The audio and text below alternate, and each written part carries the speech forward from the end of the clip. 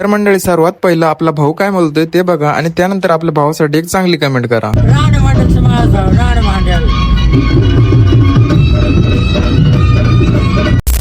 ज्या लाडक्या भावांनो आणि बहिणींनो, स्वागत आहे तुमचं प्रशांतसोबतच्या एका ट्रिपच्या तिसऱ्या ब्लॉग मध्ये. मंडळी आमची गाडी जशी निघली पन्हाळ्यावरून तशी येऊन पोहोचली महालक्ष्मीच्या मंदिराजवळ कोल्हापूरला. मग काय मंडळी, आम्ही आणि आमचे कार्यकर्ते राहिलो लाईनीत उभा आणि घेतलं दर्शन घेऊन तर आमचं मन खूपच प्रसन्न झालेलं बरं का. मग काय पद्धतशीररित्या दर्शन तर झालं बरं का. आणि आम्ही आणि आमचे कार्यकर्ते आलो बाहेर आणि थोडंसं घेतलं फोटोशूट करून. मग काय सर्व झाल्यानंतर आम्ही लागलो रूम शोधण्यासाठी, कारण आम्हाला कोल्हापूरला स्टे करायचा होता. मग काय फायनली शोधली रूम आणि आलो रूम वरती. आम्ही पण आलो बरं का रूम वरती, झालो फ्रेश आणि निघलो जेवण करण्यासाठी. आमचं पोट पण ओरडायला लागलं होतं, म्हणे मालक तुम्ही तर खूप फिरताय पण आमच्याकडे पण लक्ष असू द्या. मग काय मंडळी केलं बरं का जेवण आणि येऊन पोचलो रूम वरती. मग मस्त झोपलो आणि उठलो डायरेक्ट दुसऱ्याच दिवशी. आणि कोल्हापूरची अशी सकाळ बघून मनाला खूपच भारी वाटलं. आणि मंडळी आज आम्हाला उठून जायचं होतं गोव्याला, म्हणजे सगळ्यांचाच आवडता स्पॉट म्हणजे गोवा. मग काय मंडळी आम्ही पण झालो फ्रेश आणि आमच्या गाड्यांनाही केलं फ्रेश. आणि त्यातल्या त्यात आमच्या कार्यकर्त्यांना गोव्याला जाण्याची खूपच आतुरता लागलेली.